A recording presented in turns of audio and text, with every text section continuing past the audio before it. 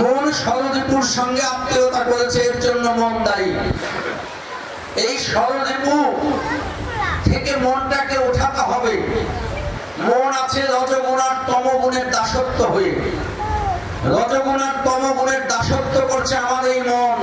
তাই তো আমার এই মন রূপ যৌবন বৈভবকেই ব্যস্ত থাকতে চায়। আমার আমার বলে যা কিছু ভাবি, স্ত্রী আমার, পুত্র আমার, টাকা আমার, বাড়ি আমার, গাড়ি আমার, মূলত এক সময় দেখি এরা তো আমার নয়, কিন্তু আমি যে কার সে সন্ধানও আমার আর করা হয় না। সেটাও আমি ভাবি না, শুধু ভাবি ওরা সব আমার, কিন্তু একদিনও ভাবলাম না আমি কার, আমিটা কার, এই ভাবনা আমার হলো না। তবে আত্মচৈতন্য মানুষের আসে, কখন আসে? সবকিছু হারিয়ে মানুষ যে যখন দেয়ালে পিঠ ঠেকে যায় তখন মানুষের আত্মচৈতন্য জাগে। হৃদয় বাবু ছোটবেলা থেকেই অভাব অনটনে মানুষ,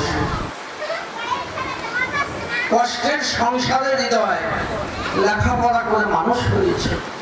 ছোটবেলা থেকেই তার মনের ইচ্ছা আমার এই শিক্ষা দিয়ে আমি একদিন বড় অফিসার হব, অনেক অর্থ উপার্জন করব, ভাঙ্গা ঘর ছেড়ে দিয়ে অট্টালিকা করব, সুখে সংসারে আমি আনন্দে দিন কাটাবো।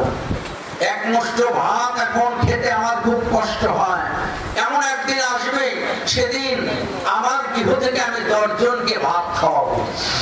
এই ভাবনায় তিনি পড়াশোনা করছেন। পড়াশোনা করতে করতে ছোট্ট একটা পিয়নের চাকরি পেয়ে যায়। পিয়নের চাকরি নিয়ে সামান্য বেতনে হৃদয় কোন রকম চলতে থাকে, পড়াশোনা চালিয়ে যায়। গ্রাজুয়েট কমপ্লিট করবার পরে হৃদয়ের পড়াশোনার ব্রেন এতটাই ভালো ছিল, তার উচ্চ পদে একটা চাকরির অফার এসেছে। সেখানে গিয়ে ইন্টারভিউ দিয়ে চাকরিতে হৃদয় টিকে গেছে। টিকে যাওয়ার পরে হৃদয়ের বেতন ধরা হয়েছে 50,000 টাকা। হৃদয় আজ খুব আনন্দিত। ছোটবেলায় ভাবতাম একদিন আমার এই পড়াশোনাকে কাজে লাগিয়ে অভাব দূর করবো, আজ তা পূর্ণ হলো। শুধু তাই নয়, এই কোম্পানিতে প্রথমে 50,000 টাকা বেতনে ঢুকলেই পরবর্তীকাল বেতন হয় 1 থেকে 1.5 লক্ষ টাকা। আমি ওই জায়গাতেও গিয়ে পৌঁছাবো। আস্তে আস্তে হৃদয়ের গ্রামের বাড়ি পরিত্যাগ করে ঢাকার শহরে গিয়ে হৃদয় একটা ফ্ল্যাট নিয়ে মা বাবা ভাই বোনকে নিয়ে আনন্দেই কাটাচ্ছে। আস্তে আস্তে হৃদয়ের বেতন বেড়ে গিয়ে 1 লাখে উপনীত হলো। হৃদয় সিদ্ধান্ত করলেন পরের ভাড়াটে বাসায় আমি আর থাকবো না, আমি নিজে বাড়ি করবো।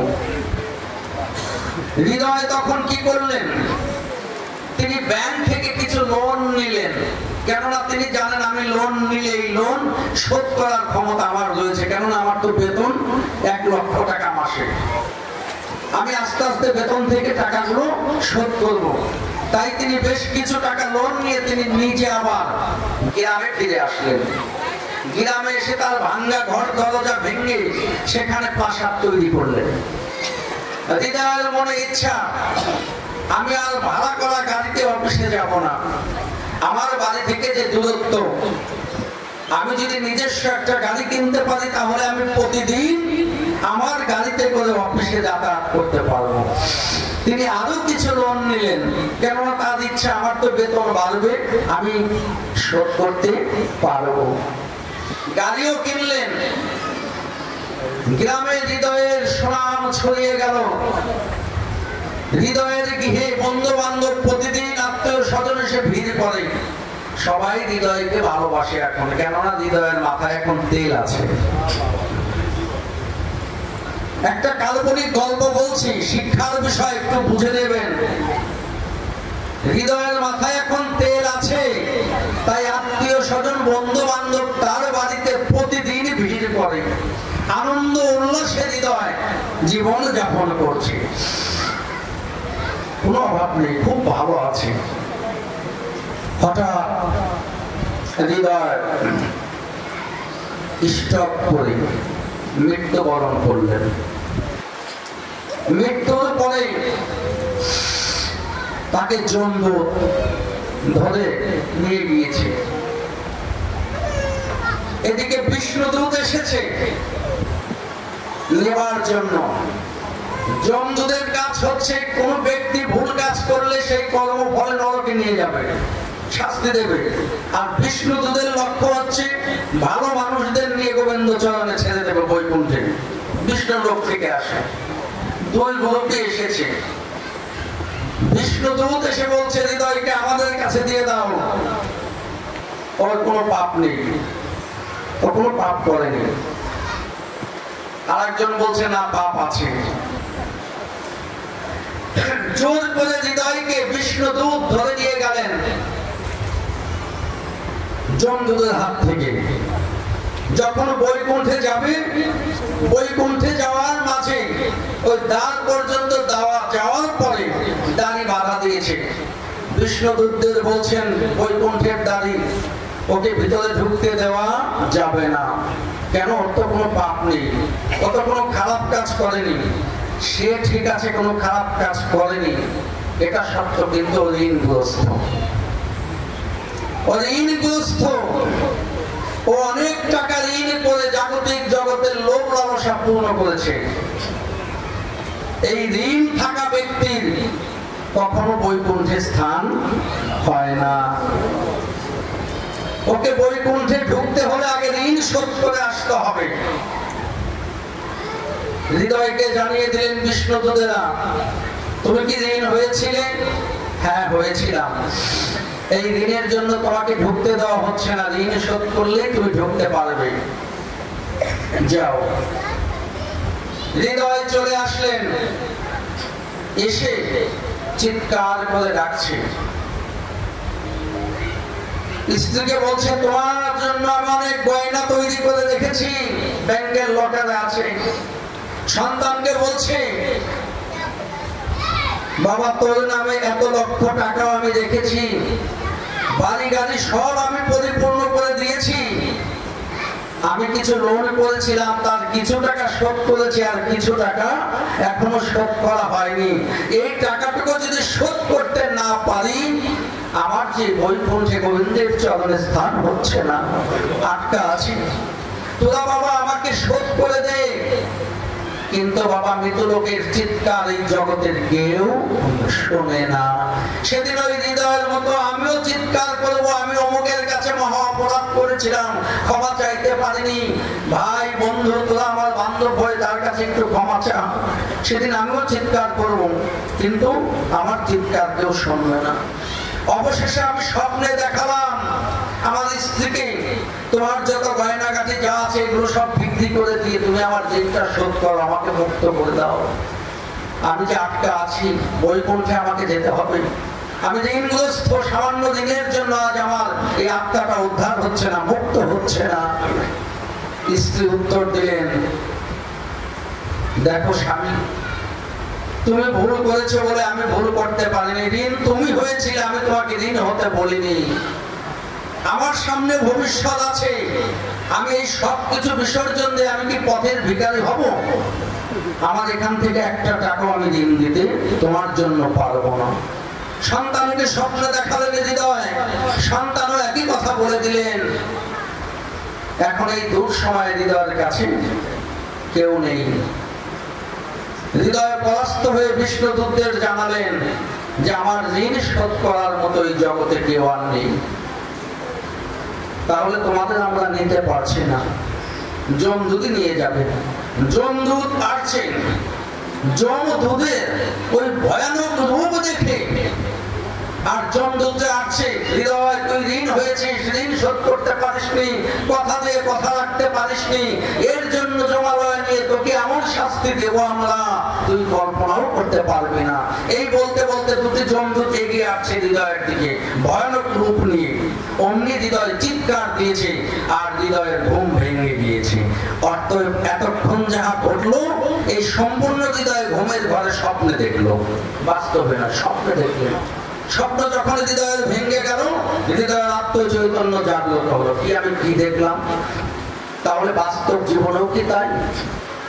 আমার যদি এই দশা হয়, আমি যে ধনৈশ্বর্যের লোভ করছি, যদি আমার এমন দশা হয় তাহলে মৃত্যুর পরে তো এদের আমি কাউকে পাবো না, তাহলে আমার উপায় কি? আমি কোন পথে কোন ঐশ্বর্য অর্জন করলে আমার এই দেহটা বৈকুণ্ঠে যাওয়ার পথে কোনো বাধা হবে না? হৃদয় এক গুরুর নিকটে গেলেন, গুরু বললেন এই দেহটা গোবিন্দ চরণে জন্মের মতো সঁপে দেব। সাধু গুরু বৈষ্ণবের সেবায় হৃদয় তুমি দেহটাকে সঁপে দাও। একমাত্র কৃষ্ণ ধন ঐশ্বর্যে যদি তুমি ধনী হতে পারো, আর এই মানব জীবনে যদি এই সাধু গুরু বৈষ্ণবের বাজারে ঘুরে ঘুরে সাধু গুরু বৈষ্ণবের চরণ ধর্মঙ্গে ভাবতে পারো, আর যতদিন বেঁচে আছো শয়নে সকলে নিশি জাগরণে শুধু যদি হা কৃষ্ণ হা গোবিন্দ বলে শুধু কেঁদে কেঁদে ব্রজের পথে চলতে পারো, হৃদয় তোমার আর পরকালের চিন্তা করতে হবে না। তুমি যে স্বপ্ন হৃদয় দেখেছো এটা বাস্তবেও হতে পারে।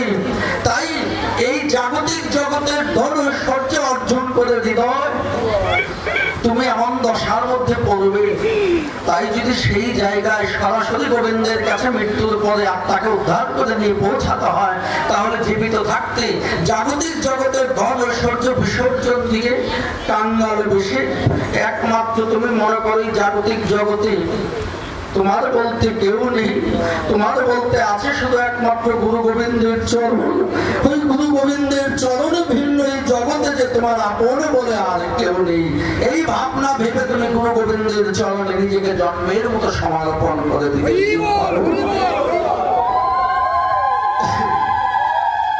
যদি সাধু গুরু বৈষ্ণবের কৃপা তোমার পরে হয়, তাহলে জমদূতের বাবারও ক্ষমতা নেই তোমাকে আটকিয়ে রাখতে পারে। এই জন্য আমাদের এই ঘটনা থেকে শিক্ষা নেওয়ার প্রয়োজন যে আমরা কি অর্জন করব মানব জীবনে, কি অর্জন করছি। হৃদয়ের মতো আমার তো এই দশা হচ্ছে না, আমার ভাগ্যে তো এমনটি ঘটবে না। মৃত্যুর পরে সেদিন আমার প্রতি কি হবে, কি হবে সেদিন আমার উপায়, সেদিন কাকে পাবো? স্ত্রী পুত্র পরিজন বন্ধু বান্ধব সেদিন তো কাউকে আমি পাবো না। সেদিন সঙ্গের সাথী হরি নাম ভিন্ন, দয়াল গুরু ভিন্ন, নিদানে কালে যে সঙ্গের সাথে কেউ পায় না মা। এই জন্য বলি সময় থাকতে সেই গুরু গোবিন্দের চরণে নিজেকে সঁপে দিয়ে একবার প্রার্থনা করো, হে গুরু হে গোবিন্দ তুমি আমার ভগবান হও, তাতে কোনো দুঃখ নেই। আমি জন্মের মতো আমার এই দেহ প্রান্তমার চরণে সমর্পণ করে দিলাম। তুমি আমার ভগবান হও, কোনো দুঃখ নেই। আমি জন্মের মতো তোমার হয়ে গেলাম, তুমি ছাড়া যে আমার আর কোনো বান্ধব নেই। এই জন্য বলেছে গুরু যার হয় কান্ডারি তার কি আছে ভয়। অন্ধকারে গুরু তারে পথ দেখিয়ে দেয়, পাগল নালার বলে আমি কি যে করি, পাবো কি তার চরণ তরি। সাধু গুরু বৈষ্ণবের চরণ ভিন্ন গতি আমার নাই। ও সাধু ভাই, দেশের মানুষ দেশে চল যায়, এই দেশেতে এসে আমি পড়েছি মায়ার জলে।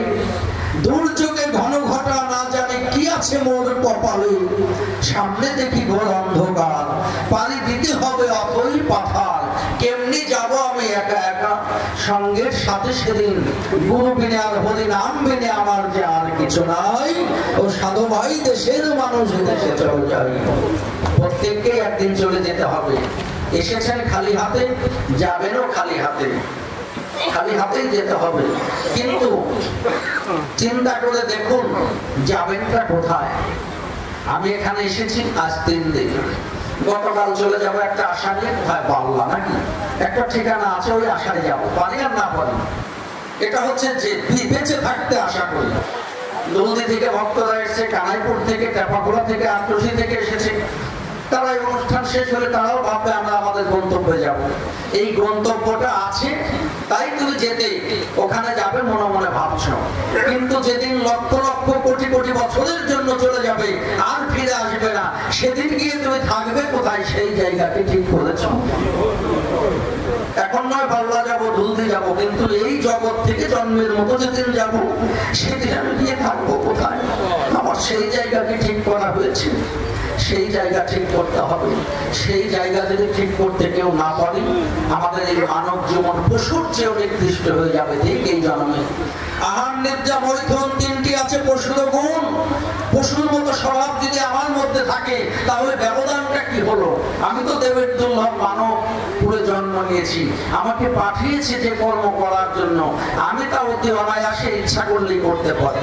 সংসারের কিতাব জালকে ছেদন করে অষ্টপাশের বন্ধন মুক্ত হয়ে 24 ঘন্টা না পারলাম, দিনান্তে নিরিবিলি 1টা ঘন্টা, না হলে আধা ঘন্টা, না হলে 1টা মিনিট নিরিবিলি ঘরে ঠাকুরের সামনে বসে জন্মচক্ষু বন্ধ করে জ্ঞান নয়নে গুরুমূর্তি সামনে এনে তো আমি বলতে পারি, গুরু শেষ সময় যেন তুমি আমাকে ফাঁকি দিও না গুরু, ওই সময় কিন্তু তুমি আমাকে ছেড়ে একা একা যেও না।